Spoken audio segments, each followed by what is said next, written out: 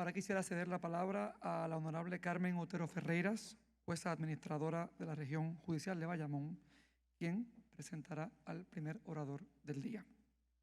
Un verdadero placer saludarle. Es casi un sueño hecho realidad. Así que parte de lo que vamos, ¿verdad?, a estar trabajando durante estos 2 días incluye un modelo al que pudiéramos estar aspirando en algún momento, quizás con las modificaciones típicas de nuestro país y ajustándolo a nuestra realidad, pero es un modelo que ha presentado el juez Leifman a través de los diferentes estados de Estados Unidos. Me honro con presentarle y que eventualmente, ¿verdad?, podamos escuchar qué él ha estado haciendo en Estados Unidos para buscar un enfoque distinto a lo que es los procedimientos penales en Puerto Rico. En Estados Unidos, ¿verdad? Y nosotros lo miremos en Puerto Rico. Me dieron la biografía en inglés, así que voy. Judge Steve Leifman is the Associate Administrative Judge of the Miami-Dade County Court Criminal Division. In 2000, Judge Leifman established the 11th Judicial Civil Criminal Mental Health Project, which aims to divert people with serious mental illness from the criminal justice system into treatment. From 2007 to 2010, Judge Leifman served as a special advisor on criminal justice and mental health for the Supreme Court of Florida. In this capacity, Judge was responsible for chairing the court's mental health subcommittee, which authored a groundbreaking report entitled Transforming Florida's Mental Health System. He currently chairs the Steering Committee on Problem-Solving Courts for the Supreme Court of Florida and the Mental Health Committee for the 11th Judicial Circuit of Florida. Due to his expertise in the areas of criminal justice and mental health, Judge Leifman has been appointed to serve in a variety of capacities on local, state, and national bodies. In recognition of his tireless efforts, Judge has received numerous awards, including the 2015 William Rehnquist Award for Judicial Excellence, one of the nation's highest judicial honors. The Rehnquist Award is presented annually by Chief Justice John Roberts, Jr., to a state court judge who exemplifies judicial excellence, integrity, fairness, and professional ethics. Judge Leifman is also the first recipient to receive the Florida Supreme Court Chief Justice Award for Judicial Excellence. More recently, Judge Leifman was awarded the 2020 Dade County Bar Association David Dyer Professionalism Award, the 2018 Parts Humanitarian Prize in Mental Health, the 2019 Yale NAMI Mental Health Advocacy Award, and received a 2019 Presidential Commendation by the American Psychiatric Association. Judge Leifman has also been featured in many national and local television news programs, radio programs, podcasts, and articles regarding mental health and the criminal justice system. He has also authored and published numerous articles and book chapters on mental illness and the criminal justice system. Judge Leifman is the subject of the documentary, The Definition of Insanity, which aired nationally on PBS in April of 2020. Así que es un gran placer traer al juez Leifman para que nos acompañe en la mañana de hoy y nos dé un poco de la historia de cómo han evolucionado los procesos en Estados Unidos. Adelante, juez.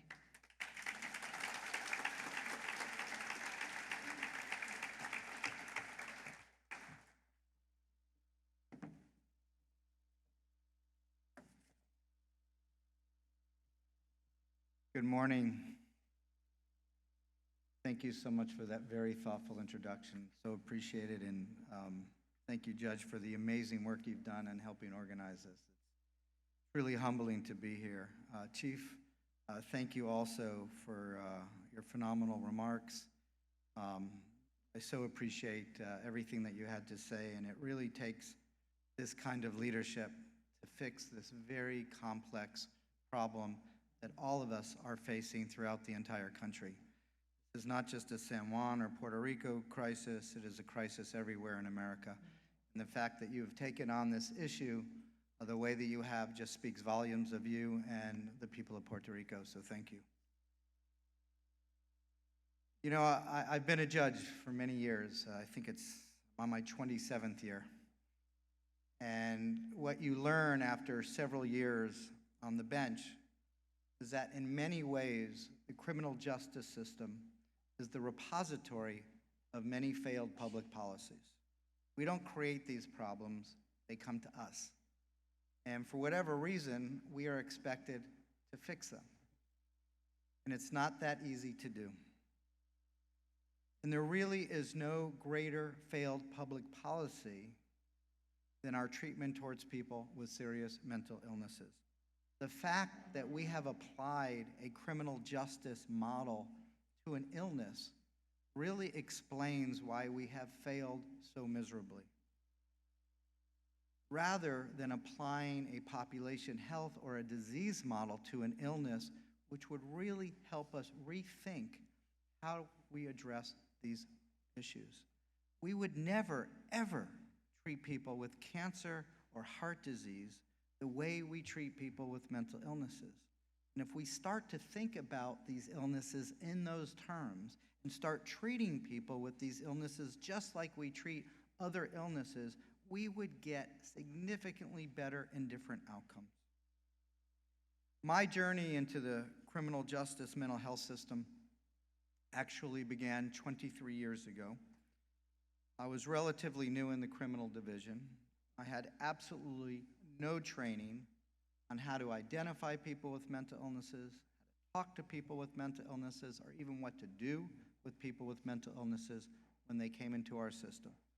Florida at that time had zero training. My training went something like this, and it was from the judge whose division I took over. She said, "Steve, if they act strange or bizarre, order a psychological evaluation." That was the extent of my training. So this one morning, I was getting ready to go on the bench, and the assistant public defender and the assistant state attorney came to my chambers. They said, "Judge, there's a couple here in court. Their son is in jail on a case that you're about to hear, and we really think that you need to talk to this couple." So as a new judge, I was assigned to our misdemeanor jail division. These are people charged with misdemeanors who are still in custody. There's three kinds of people in those divisions. You have those with attached serious felonies who are not allowed out of custody. You have those that are too poor and cannot afford to bond out of custody. But mostly, it's people with serious mental illnesses that don't know how to get out of custody. So this lovely couple came into my chambers. They appeared to be well off, very sophisticated, terribly distraught. The mom was crying, the dad was shaking. They literally began to beg me to get their son help. They told me that he was brilliant, he'd gone to Harvard, he had a late onset of schizophrenia, and he was now homeless and cycling through the homeless system and the criminal justice system in Miami, and they just didn't know what to do. And when you're a new judge, like I was, you think you have a lot more wisdom and a lot more power than you really do. And I made one of those rookie mistakes, and I promised them that I would get their son help, because I deal in logic. And I knew logically, if someone got arrested and had a heart attack, we wouldn't let them lie and die on a floor in a jail cell. We would immediately get them to care and get them treated. And I just assumed that if you got arrested and you were floridly psychotic, we wouldn't let you lie on a jail cell and die. We would immediately get you treatment. It's so sad that I was so wrong and so naive, because we were letting people that were floridly psychotic lie and die on jail cells in my own backyard in Miami-Dade. So I made this great promise. I told them I would get their son help, and I began to walk back into the courtroom. The The mom stopped me. She said, "Judge, there's one more thing I need to tell you about my son." She said, "Not only is he brilliant, respectfully, he probably knows more about the mental health system than you do." I looked at her. I was very confused. I think she thought the lawyers had told me more than they had. And I looked at her and I said, "Excuse me?" And she says, "Oh, you see, my son is the former head of psychiatry at Jackson Memorial Hospital. He was a Harvard-educated psychiatrist who had a late onset of schizophrenia and disappeared. He was having what we call religious ideations, thought that God was talking directly to him. So he didn't show up to work one day. He cashed in his life insurance policy, and he bought an airplane ticket to go to Israel to be closer to God. And within 3 weeks, he was running around naked in the Orthodox sections of Jerusalem, and the Israelis had to deport him for his own safety back to Miami, where ever since he returned, he was homeless and cycling in and out of the system. As you can imagine, I was pretty taken back. I was now more determined than ever to get this young man help. I went into the courtroom and I called his case. Now, mind you, he was in jail on an absolutely ridiculous offense. He had not committed anything dangerous or serious. It was not even a Florida statutory offense. It was one of those little county ordinance that many homeless people get picked up on, having a grocery cart off the property of a grocery store. And he had already been in jail for a couple weeks. So I called his case, and he stood, and we started to have this amazing conversation. He was clearly coherent. He was very thoughtful. He was more respectful than the lawyers. And I'm thinking, okay, seems pretty good to me. What do I know? And he kept insisting he had no mental health disorder. And I remember clearly, this was January of 2000. I remember vividly him saying, "Judge, it's ridiculous that I'm in custody. There are really dangerous people in Miami. Why am I taking up a jail bed when someone dangerous should be in here?" Totally logical. But he kept insisting again and again that there was nothing wrong with him. "Can I ask you a question?" I said, "Sure, Your Honor, anything." "I just don't understand one thing. You keep insisting that there is absolutely nothing wrong with you. But if that's the case, why would a Harvard-educated psychiatrist be in jail, be homeless, and cycling in and out of our system?" All of a sudden, he got a look on his face I will not forget to the day I die. It was a look of complete fear and terror. I can only describe it to you as a look that someone has right before they think they're going to die. And he went into a full-blown psychotic episode. Started rocking back and forth. He started cupping his ears, meaning he was hearing voices, and he started to scream at the top of his lungs. And he pointed to the back of the courtroom where his parents were seated.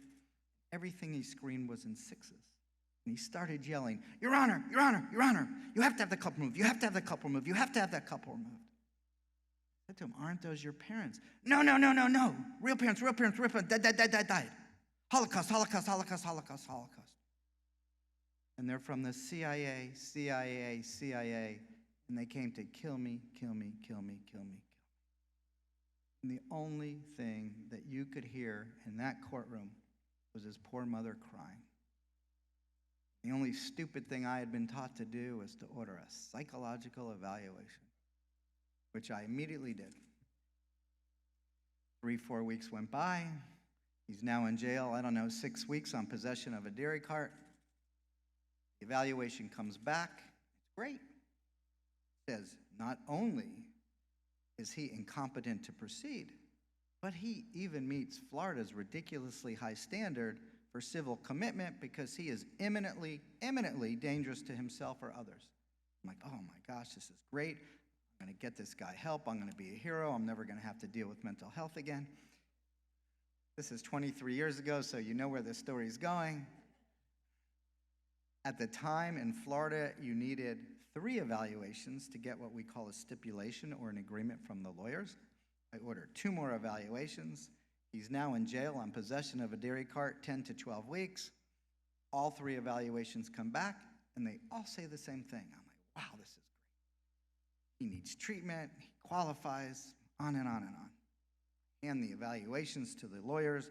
They immediately stipulate that he is incompetent to proceed, and I'm trying to figure out where I'm going to send him, but I figure I have now the authority to send him somewhere for treatment. I look down, the assistant public defender has a grin on her face. I will tell you, as a former assistant public defender, this is a really bad sign. Then she utters those magic words that the judges in the room may appreciate than the rest of you. She says to me, "Your Honor, in all due respect." So when a lawyer says that to a judge, it has nothing to do with respect. That's how they tell us we're idiots without going to jail. And she whips out this Florida Supreme Court opinion that had recently come out, that of course I had not read yet because I had just come over from the civil division. What did it say? It said that county court judges, of which I am, have absolutely no legal authority to involuntarily commit him or put him in any kind of restoration facility. And that my only option was to release him back to the street and tell him to go see a psychiatrist and get evaluated in the community. This is a floridly psychotic guy that couldn't find his way to a bathroom. We do not go into our professions, all of us in this room, part of that kind of problem. And at the end of the opinion, there's a footnote by the Supreme Court begging the Florida legislature to address this gap in the law. How many people here think in 23 years the Florida legislature has addressed the gap? I'm from Florida, you know the answer to that question. It's a problem. And so not only did I not fulfill the promise that I made to his parents, I released a floridly psychotic man who was imminently dangerous to himself or others to the street. I put him at risk. I put the community at risk. I put my job at risk. God forbid something terrible happened. But I followed the law. And I was pretty determined that day never, ever to be in that position. Fortuitously, fortunately, Policy Research Associates, which one of our amazing former staff, Michelle Espinosa-Clark, is here and will be speaking tomorrow, and has been working with Puerto Rico, had their first national meeting in Miami that year. Went, and it was like a religious revival for me. There were brilliant people talking about these issues, talking about real solutions based on real science and real research and real data. And what we did is we put together this amazing summit. And I will tell you the best thing about being a judge is that when you invite people to a meeting, they come. As you can see, the Chief Justice invited all of you here today, and I'm sure no one missed it. And everybody came. We spent first half day of a 2-day summit just mapping out the intersection between the criminal justice system and the community mental health system.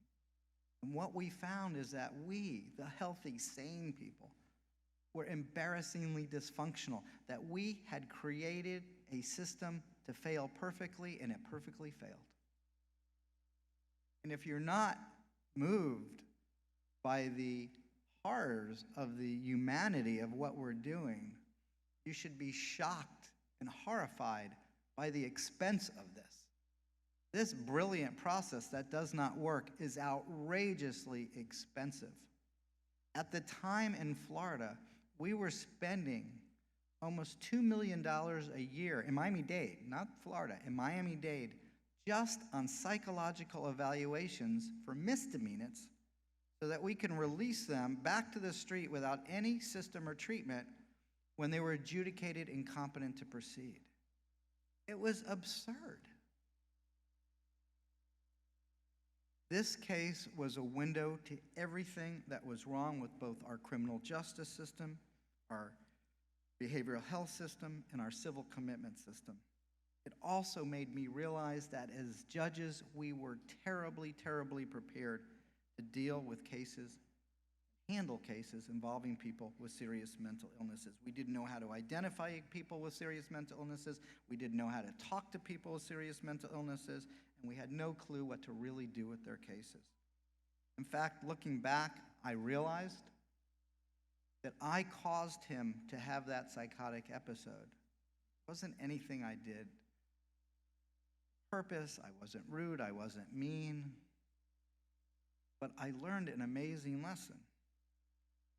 He never told me that he was a Harvard-educated psychiatrist. When he came into our courtroom, the one person that he thought that he could trust was the judge. And the second I asked him that question, his incredibly brilliant, fast mind concluded that the only way I would have had that information is because I was part of the CIA conspiracy, and it scared him so bad that it caused him to have a psychotic episode. So the lesson is how we talk to people with these illnesses is so critically important. Whether you're a law enforcement officer, whether you're a judge, a probation officer, anybody that is touching this person in the system has to be trained on how to do this better. Because when we do it that way, we can get better results. Look, this population is no more dangerous than the general population. And on medication, people with mental illnesses are actually much less dangerous than the general population. They are much, much more likely to be victims of violent crimes than perpetrators by a huge wide margin. And the other thing most people don't realize is that the recovery rates for many of these illnesses are actually much better than for people with heart disease and diabetes. The problem is it's so hard for this population to access treatment, and often it's not even available if they could. Shame on us. So when I became a judge, I had actually no idea I was actually becoming the gatekeeper to the largest psychiatric facility in the state of Florida, Miami-Dade County. Our jail in Miami-Dade contains as many beds serving inmates with mental illnesses as all of Florida's civil and forensic beds combined. On any given day in Miami-Dade County, 70% of our jail inmates, that's 3,200 individuals, are classified as having mental health treatment needs. My county spends, this is so offensive, $848,000 a day, that's $310 million a year, to warehouse 3,100 people with serious mental illnesses. Compare that to the great state of Florida, which spends $47.3 million on all of mental health services for people in Dade and Monroe County. That's about 34,000 people, leaving 70,000 people without any access to treatment. And I will tell you the impact of failing to provide adequate community-based treatment is considerable. So when we were putting together our project, which I'll talk about in a minute, we wanted to try to get as much data as we could. And we wanted to be able to focus on the individuals that were accessing the most expensive part of the system the most often. So at the University of South Florida, which typically in Florida is not in South Florida, I think it's a bait and switch thing. Come to South Beach, but we're in Tampa. Anyway, Florida. Has this amazing institute. It's called the Florida Mental Health Institute. And they can tell a community who the highest user of criminal justice and mental health services are. So they have access to all the arrests in Florida, all the civil commitments in Florida, all the Medicaid and Medicare records. So we sent them the names of 3,300 people and Social Security numbers. Remember, HIPAA doesn't apply to the courts. And we said, okay, crunch those numbers, run those individuals, and out of the 3,300 people, tell us who the highest users are. So, we have very few resources in Florida, and we have no resources in the court system for this. But if we could figure out the individuals that keep coming through the most, we could probably get a pretty good impact and start to improve our system. So I figured, okay, maybe they'll narrow it to 1,000 people. That's still a manageable number of people. I wait. Finally, this letter arrives. Pretty thin letter. I open it up, and there's one piece of paper. And on this one piece of paper are the names of 97 people, primarily men, primarily diagnosed with a psychotic disorder, primarily homeless, primarily of color, primarily co-occurring. Over 5 years, these 97 people were arrested 2,200 times. They spent 27,000 days in the Dade County Jail, 13,000 days at a state-funded crisis stabilization unit, cost taxpayers tens of millions of dollars, and we got absolutely nothing for it. We recently updated these numbers. We looked at these exact same 97 people from 1985. Since 1985, these 97 people have been arrested 4,210 times, and they spent 97,438 days in the Dade County Jail. 92% of them were homeless at the time of their arrest, and they cost taxpayers tens and tens of millions of more dollars without any measurable positive outcome. What in the heck are we doing? And I wish I could tell you that if all these individuals had just been referred to our civil commitment system, this would have been fine. But it turns out that our civil justice system is almost as broken as our criminal justice system when it comes to people with mental illnesses. So the same institution at the Florida Mental Health Institute looked at thousands of individuals who had been civilly committed in Florida. And what they found was stunning. They found that for every time someone in Florida was civilly committed, there was a 12% increase that that individual would get arrested. And if you were civilly committed more than 5 times in Florida in a year, you had an 80% chance of ending up in the criminal justice system. Because what they found is that an involuntary assessment admission is just one more disjointed and uncoordinated intervention in the lives of people who, because of various vulnerabilities, are generally at risk for an arrest. And I will tell you, as a judge, we are just as siloed as all the other crazy systems out there. The criminal system doesn't talk to the probate system, and the same individuals that are going through the criminal system with mental illness are also going through our civil probate system for civil commitment. And we don't share data, we don't share information, we don't make sure people are getting the level of care that they need to keep them out of these very acute systems of care. And so when it comes to the behavioral health crisis system in our country versus our medical crisis system, what we have is a tale of two desperate systems. And so while you call 911 for chest pains, it results in an ambulance coming or an EMT and professionals coming to the door, trained professionals getting you to the hospital, getting you the very best care, operating you if necessary, even if you're unconscious, and making sure that you get every bit of care that you need. And your insurance is going to cover it. And if you need cardiac rehab, they're going to make sure you get it. And they're not going to even release you from a hospital until you're ready to be released. And then they're going to make sure you have home care if you need it. God forbid you call 911 for suicidality or a psychotic episode. We send an armed police officer, often not trained, often resulting in a terrible outcome.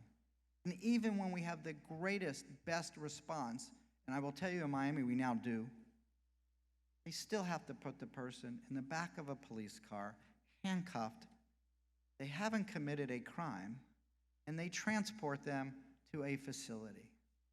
And the embarrassment and humiliation of the individual is often so bad that they hate their parents then for calling 911 and never want care again. And why do we accept it? We don't have to. There are so many better systems in place now that we can use that will get us much better outcomes. And so while the United States has 4% of the world's population, stunningly, we have 25% of the world's inmates. Think about that a minute. 1 out of every prisoner in the world is housed in the United States. Whoopee for us. 70% of individuals in the U.S. either have a serious mental illness, a substance use disorder, or both. I've started to think that maybe what we need are specialty courts for the 30% that don't have these illnesses. And we need a jurisprudence, a system of therapeutic jurisprudence for the 70% that do, so that we make sure that when people leave our systems, they're getting access to care and stop this ridiculous cycling of these individuals. Because aside from the enormous human cost of using the criminal justice system as a mental health system, the fiscal impact to government and taxpayers is astronomical, providing few, if any, positive outcomes.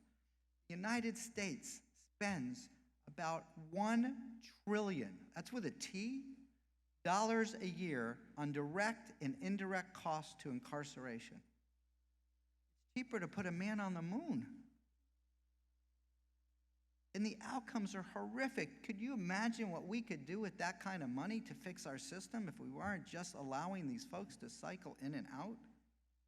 Prior to the pandemic, 1 out of every 115 adults in the U.S. were behind bars, and 1 out of every 38 adults in the United States were under correctional supervision. Since 1980, the number of people going to jails and prisons in the U.S. have increased by 500%, and the lengths of sentences have increased by 166%. And much of these increases are due to untreated mental illnesses and substance use disorders. And as the Chief Justice told you, it's gotten much worse since the pandemic.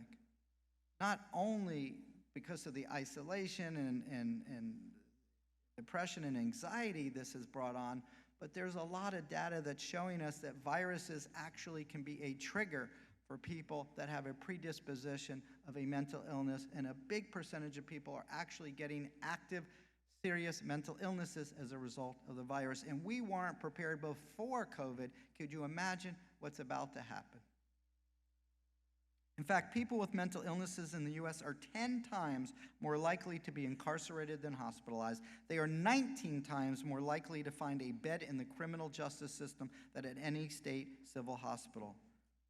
Last year, more than 1.5 million people with serious mental illnesses were arrested in 2 million incidents in the U.S. And on any given day, we have about 380,000 people with serious mental illnesses behind bars and another 574,000 on probation or community control.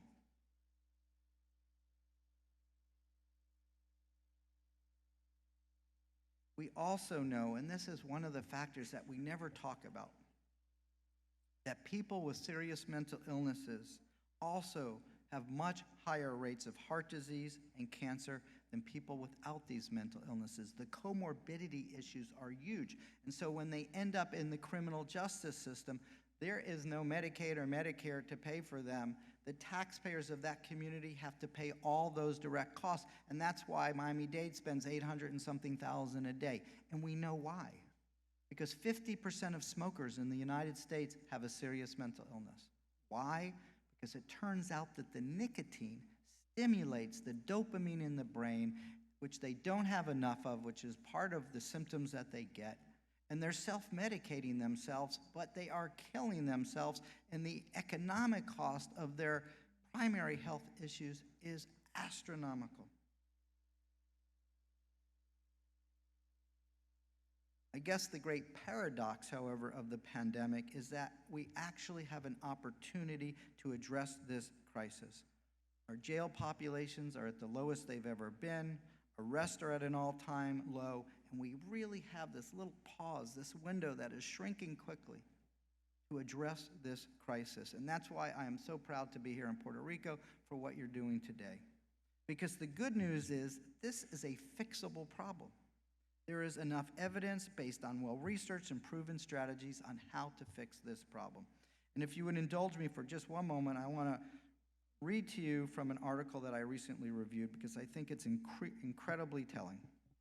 The past few years have seen an increasing amount of interest manifested in mental health and psychiatry. The existing legal procedures treat people with mental illnesses as criminals instead of people who are ill. Booking a person at a police department or jail is unnecessary and undesirable if they have a serious mental illness. Police officers should be replaced by trained representatives of a hospital to effect the transfer of patients from their homes to the hospital or from one hospital to another. All laws concerning mental illness should be integrated to eliminate inefficiency and duplication. In the past, psychiatry has suffered because of its isolation from general medicine. Integrating psychiatry into the general practice of medicine is in line with modern trends of medical education and hospital practice. The article goes on and talks about the necessity of educating parents and children and teachers, physicians, judges and jurists, clergy, employers, employees, and the public in general. And these are just a few of the comments and recommendations that were published in the American Journal of Psychiatry in January of 1939. 84 years ago, we figured out how to fix this problem. And nothing changed.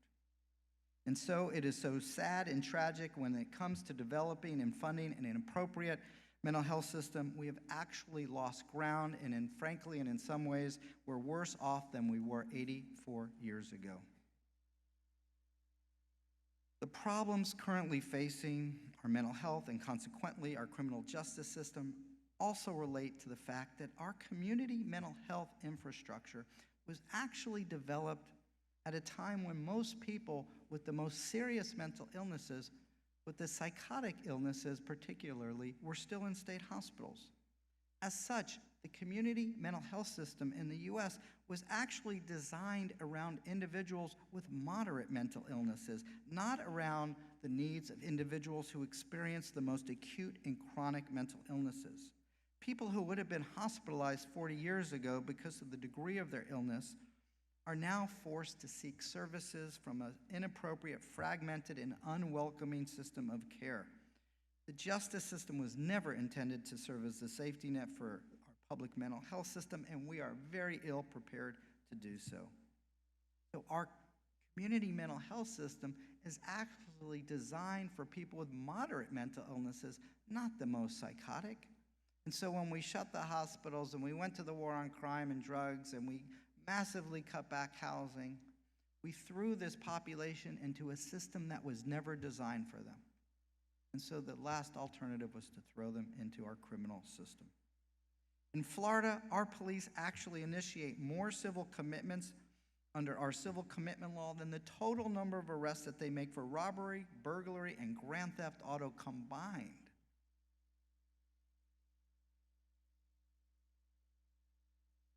I will tell you, I've now been working on this for 23 years, and it has become quite evident to me that if we treated people with primary health needs the way we treated people with serious mental illnesses, not only would there be massive lawsuits for civil neglect, there would probably be criminal indictments for gross negligence. And if we do not do something to change or redesign our mental health systems immediately, we are looking at spending billions of additional dollars over the next several years just to deal with the increases in our forensic system, our prison system, and our juvenile justice system. And there is something terribly wrong with a society that is willing to spend more money to incarcerate people that are ill than to treat them. I'm going to show you a short video because I want you to see what our criminal system looked like when we started this project. This is a video that was put together by my local CBS affiliate. It actually relates to the competency crisis we had in Florida in 2006. So I'm going to put a shameless plug in. I'm teaching a course on competency later this afternoon. I will give you the history of competency and all the recommendations how to fix it at that session. But this is a horrible look, and I will warn you ahead of time, it's not easy to watch, so if you're not comfortable, not be offended if you get up and leave. But it does a fascinating, I hate to use the word good job, at describing the horrors of our system. Now, This is CBS 4 News at 11. Life here is dirty, deplorable, dangerous. Tonight, CBS 4 takes you to a place cameras are rarely allowed to. Now, live. This is CBS 4 News at 11. Life here is dirty, deplorable, dangerous. Tonight, CBS 4 takes you to a place cameras are rarely allowed to reveal what's happening in our downtown jail to the inmates on the forgotten floor. The people who spend their days and nights in these jail cells all suffer from mental illness. They're accused criminals, not guilty in the eyes of the law, but forced to live in conditions you cannot imagine. Our chief investigative reporter, Michelle Gillen, has been given unprecedented television access to reveal what's going on. Michelle joins us now, and I was shocked, to say the least, when I saw this. I think certainly it is time for the public to see what is going on. The pictures you are about to see are indeed haunting and most disturbing. Hundreds of men with mental illnesses, many crammed into tiny cells. Some arrested for minor crimes that advocates say would have the average person out of jail in just hours. But incredibly, there is no place to send them. Tonight, our cameras take you inside a world rarely exposed, the forgotten floor. And then they get thrown into a cell. I can't breathe now.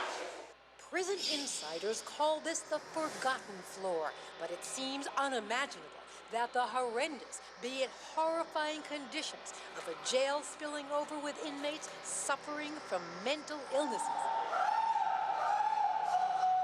could be erased from any sane man's mind. As frigid air is pumped into sealed cells, some beg for help for the barest of necessities, water. The faucets are dry. The water's not working. The water's not working. He's drinking sewer water. He's drinking toilet water out of the toilet.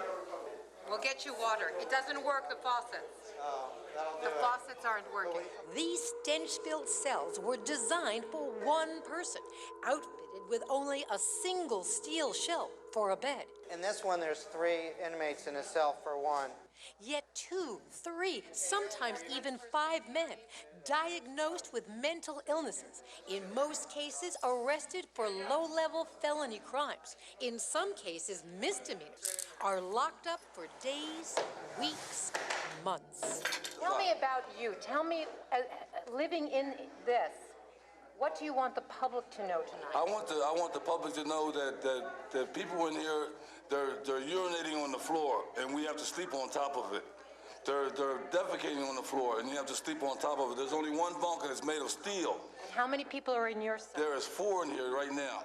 They are only allowed out of their cell for 15 minutes 2 times a week. 30 minutes a week they're allowed out. So other than a half an hour, That's it. this is it. They Right. are in this room. Lights are on 24/7. The conditions you see just do not change. I've been in Vietnam. I've been in Vietnam after 18 months of Vietnam. It's worse than this in here. I wouldn't put a dog in here. A chilling perspective from the jail's chief psychiatrist, Dr. Joseph Portier. You would think that in 2006, we would treat people with chronic mental illness in a much better, more humane manner. But unfortunately, we're reverting back to how it was in the 16 and 1700s, which is terrible. It's morally incomprehensible. A sentiment echoed by an outraged Miami-Dade County judge, Steve Leifman. This is like a secret that people don't know about. It's a bad secret, and it's a sad secret. What most of you don't know is that the Miami-Dade jail now serves as the largest psychiatric facility in the state of Florida. 3 of 9 floors, burgeoning with inmates suffering from mental illnesses, and according to Leifman, in desperate need of treatment. Not this type of confinement designed to punish people. 5 times as many people in our jail with mental illness than any psychiatric hospital in Florida. 5 times. In this, right here. Right here. An elderly man emerges from the dirt and darkness. There's one on the floor underneath the bunk and 1 or 2 standing around waiting for their turn to sleep. And the crisis has unfolded across the state. In other Florida jails where they strive to comply with all the national standards for housing inmates, frustration over the virtual abandonment of mentally ill inmates left by the state to languish in jail cells for months runs deep. Colonel David Parrish.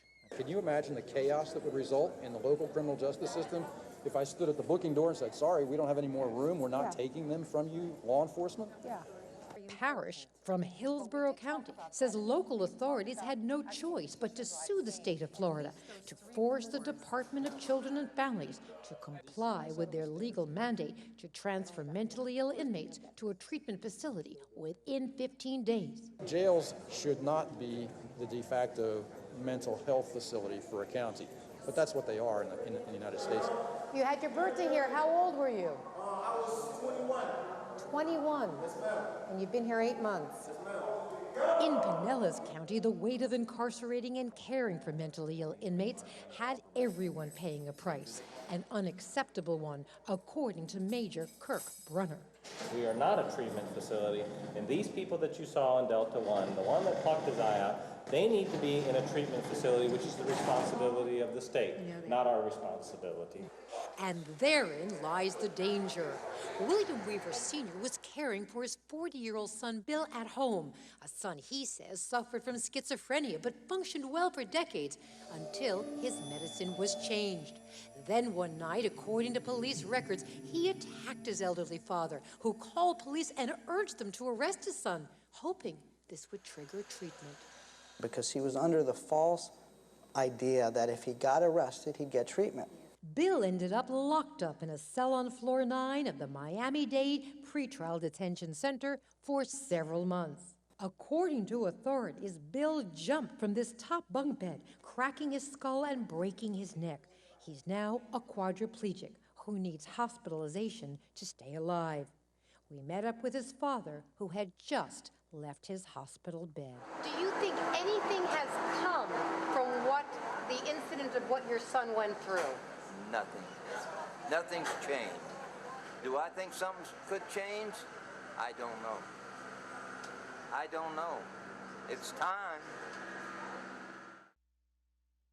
It's a pretty tragic look at the state of our mental health and criminal justice system. Tragically, the young man passed away as a result of his injuries. We believe the father passed away a year or two later, probably from a broken heart. And we learned so many things as a result of this project, some of them pretty unflattering. It turned out that our Department of Corrections was punishing the bad corrections officers by putting them on the mental health floors. The use of force, beatings that went on were unfathomable, unacceptable, and criminal. We've changed all of that. We now pay a 5% raise to corrections officers, and we handpick the best officers to work on those floors. We closed that horrible 9th floor entirely and opened a new wing at a different jail for our mental health population. But the answer isn't building better jails for people with mental illnesses. The answer is building better systems for people with mental illnesses so they never come into those systems, and when they do, to figure out ways to divert in a safe and healthy manner so that people get better, recover, and stay out of our criminal justice system. And it's all about cross-collaboration, which is so heartening to be here to see your Chief Justice, your senators, your members of the executive branch coming together to talk about this issue, because not one person, not one party, not one institution, and not one individual created this problem, and not one person, institution, party, or individual is going to fix this. This truly takes a collaboration between all the different entities and all the different stakeholders and all the different branches to address it. So when we had our summit back in 2000, what was so impressive about it was that everybody in attendance agreed that we had an enormous problem, and there was this realization that if we came together, we could fix this system. And there's nothing nefarious about it. It's not like there's this magic wand that hates people with mental illnesses and is put in a system to be mean. It's just that there's not a system in place that holds people accountable. So the judges are busy judging, the prosecutors are busy judging, the defenders are busy defending, but not one group or institution is overlooking the mental health system to see what is actually going on. And so what we decided to do as a result of this summit was to put together a two-part approach. I will tell you, if I had to do this again, I would put together a three-part approach. The third part I would have done, and there was just no data back in 2000 about this issue, but I would have also invited my superintendent of schools and my school board members. So at this summit, I had the elected state attorney, the elected public defender, other judges, county commissioners, our Department of Children and Families, our law enforcement, our Department of Corrections. All the stakeholders were there. But I left out, accidentally, our schools. And why is that important? Because we know so much more about trauma today that we didn't know in 2000. 92% of all the women in jail and prison in the United States with serious mental illnesses have horrific histories of trauma, mostly sexual abuse. 75% of men who are in jail and prison with serious mental illnesses also have horrific histories of trauma. Some of it is sexual abuse, but more likely they are victims of domestic violence or they are witnesses to really violent crimes. Trauma is not an emotional response. It is a physiological response that changes the brain chemistry in the brain and changes behavior. PTSD, we've all heard about it for soldiers, but kids get it too because a young brain that is exposed to trauma is damaged even more than an adult brain. We should be offering things like ACEs, Adverse Childhood Experience Assessment tools, before middle school. We should be identifying kids that have high risk of trauma because what do we know? That assessment has 9 questions. If you have a result of 4 or above, you have a 100% chance of developing a substance use or mental health disorder. So knowing that, why aren't we intervening and stopping this trail of kids coming into the criminal system and getting them treated early enough and fixing this problem instead of waiting for people to get so sick, it becomes so much more difficult and so much more expensive to treat them. You're going to hear from one of my favorite people in the world, Dr. Sarah Vinson, who's a psychiatrist, a brilliant psychiatrist and an expert in this area, and we'll talk to you about some of these issues later today. So our two-part approach went something like this. This was not, and I'll be clear, this was not developing a mental health court. It's kind of the least of what we do. Mental health courts can play a role, but they usually, if they're not done right, are not very effective, quite candidly. Because they only take about 0.1% of the population that needs it, and frankly, they usually take the wrong 0.1% of those that need it. They take people that are at really low risk. And the data shows us that those people aren't coming back into the system anyway.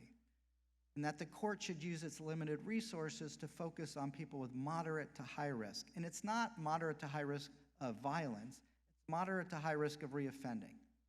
And we don't want to combine those populations anyway because it turns out that the low-risk people don't teach good habits to the high-risk people.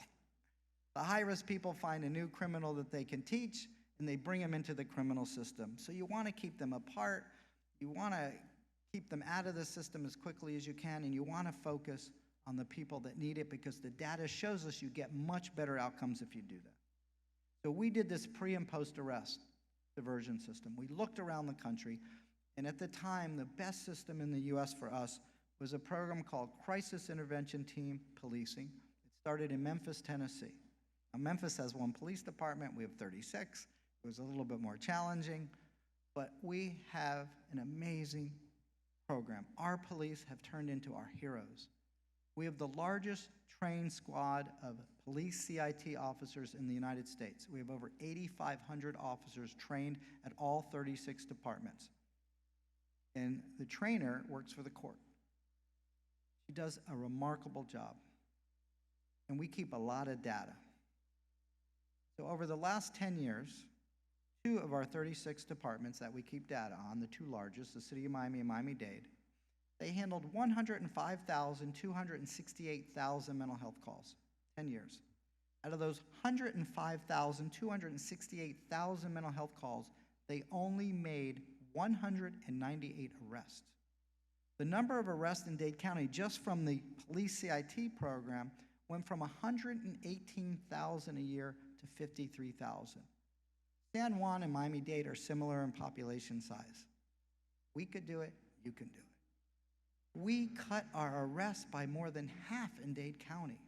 Our jail audit went from 7,400 to 4,400. We closed one of our 3 main jails. And boy, did our policymakers like that. Why?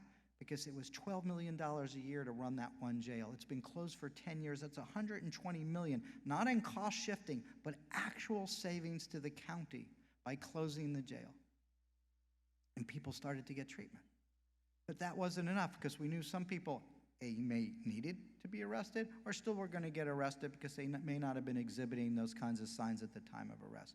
So we also set up a post-arrest diversion system so that if you do get arrested, we change the screening tools at the jail.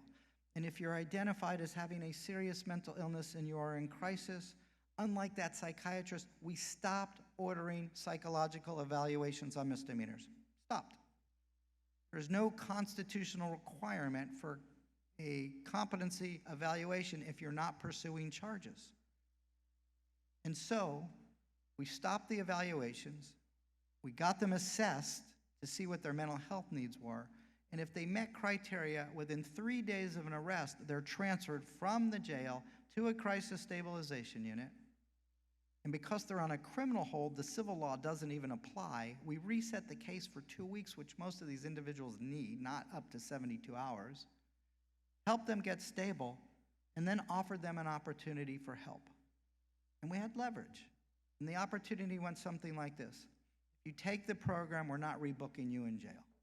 We're going to take you back to the courtroom, and when you get to court, one of our 8 peers, people with lived experiences, 4 of them, graduates of our program, are going to be in court waiting for you. And they're going to have your medication, they're going to have clothes, they're going to have food, they're going to have something for you to drink. We're going to have housing set up for you. You're going to be assigned a peer, and we're going to help you change your life. Look, we're civilians if you don't have a mental illness. And us civilians think, oh, if they just take their medication, everything's going to be fine. No. If they don't have housing, if they don't have case management, if they don't have a friend to talk to, if they don't have a goal in life, every one of us can't wait often. I shouldn't say everyone. Sometimes work sucks. But most of us can't wait to go to work. We have a goal. We have a reason in life. They're people. They have the same needs, desires, and wants as the rest of us. So you have to put all of that together for them. And when they're able to reestablish relationships with the peers, it incentivizes them to want to get better. And that's when they'll start taking their medication. And that's what we did. And you'll hear from Steve Talpins tomorrow, our prosecutor, who was actually head of the county court when we started 23 years ago. He's a typical prosecutor. You can tell him I said that. He'll be thrilled. That'll be his greatest thrill to hear. Hard-nosed, cynical as hell, and didn't believe anything could change. And within 2 years, the recidivism rate in our misdemeanor, because we started very slow, went from 75% to 20%. And boy, did he become a believer. So well that we expanded it to all of our misdemeanors and to nonviolent felony cases. And so the recidivism rate among our felony population, for those that complete it, which is the vast majority, is only 6%. The felony diversion program alone saved the county 84 years of jail bed days. The police CIT program saved the county 400 years of jail bed days and allowed the county to put off building a new jail for a decade. This stuff works. Treatment works. These are just people that need help. We also had some unexpected positive outcomes that we had not even anticipated. Our police shootings almost stopped. Why? Because we realized afterwards, after the fact, that our law enforcement officers suffer from severe PTSD. 15 to 35% of police officers have very serious PTSD. Many of them are returning vets that are getting re-traumatized, and others are getting traumatized in the department. The woman that runs my police CIT program gets 250 calls a month from police officers for their own personal mental health issues. And guess what? They won't go to their departments for help for all the obvious reasons. So what did we do? We set up a program for them to get treatment outside the department. They all have insurance. We worked with all the police chiefs who signed off on this. We don't have to report it unless they're suicidal or homicidal, and they love it. And it has changed the culture. You're now the cool cop in Miami if you get punched by somebody with a mental illness and you don't arrest. You're kind of a wimp if somebody touches you with mental illness and you make the arrest. And we can see it in the data. 198 arrests out of 105,000 calls. Stunning. More officers were injured in those calls than they arrested. Fascinating. And we believe the police shooting stopped because of the training in getting them help. I'm not saying race doesn't play a role in police shootings. It does. But PTSD that we never talk about probably plays an equally large, if not larger, role in police shootings. And when we address that issue with them and we got them the help that they needed, our shootings dropped precipitously. We just finished a study with the city of Miami. We looked at the 5 years before CIT. They had 90 police shootings. The 5 years after CIT, it went to 30. In the last 5 years, it went to 13. And as a result of that significant reduction in police shootings just in one department, the city of Miami was able to get its bond rating significantly improved because they were paying so much money in lawsuits, the bonders were holding them responsible. So the taxpayers in Miami ended up saving millions and millions of dollars just because we did the right thing for the right reason. We have several other components. I want to wrap up because I'm running behind, and the programs work. And as you fix one thing, you'll see something else that needs to be fixed. But I will tell you, the secret sauce of our recipe has been our peers. They play an invaluable role in helping people reestablish relationships and incentivizing them to get treatment. We also set up an alternative competency restoration program that I'll talk more about this afternoon. So we take people in Florida that have been, in Miami, that have been charged with felonies, nonviolent felonies, who are incompetent, and instead of sticking them in the competency restoration system, we put them in a program in Miami-Dade at Jackson Memorial. And instead of focusing on restoration, we focus on community reintegration. What an idea. They're all getting out anyway.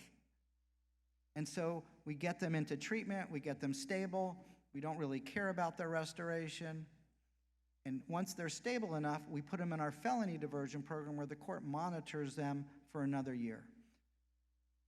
It's a third to 50% cheaper, a third to 50% quicker, and the outcomes are 100% better, and they can stay with Jackson for life or treatment if they want to.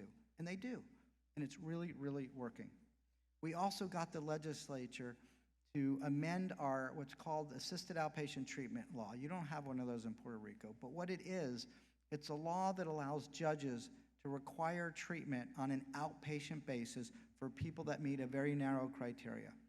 And we now use it in our misdemeanor criminal division for that really acute mentally ill individual, or I should say person with mental illness, I apologize, that keeps cycling. And we have a civil hearing in our criminal division that allows the criminal court to order treatment for this individual under a civil setting without any criminal punishment. And it works. What you will find is after you get to all this, and don't be put off, we are a 23-year overnight success. This doesn't happen tomorrow. But we had no blueprint. You now do.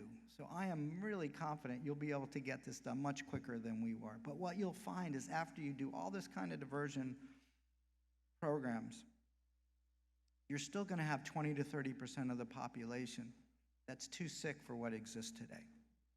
And so we, because of the amount of money we saved our county, convinced our county to let us build the first of its kind mental health diversion facility.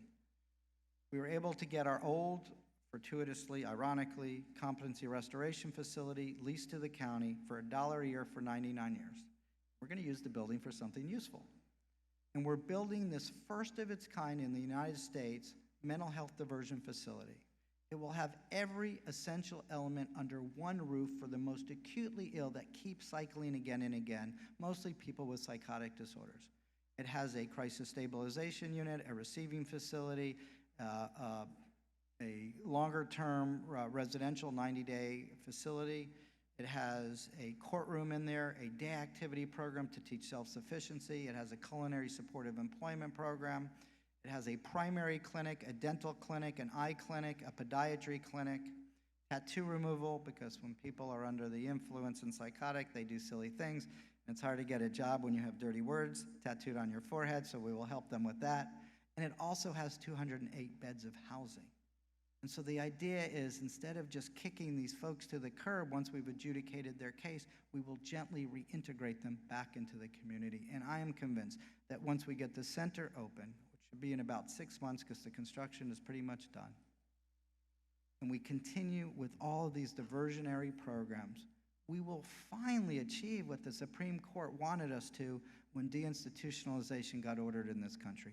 Thank you all very, very much.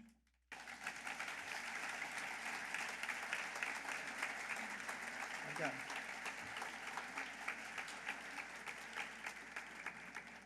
Thank you. I have a few minutes for questions, so if anybody has any questions, and feel free to ask them in Spanish if you're more comfortable, and I'll be happy to answer any questions that you may have.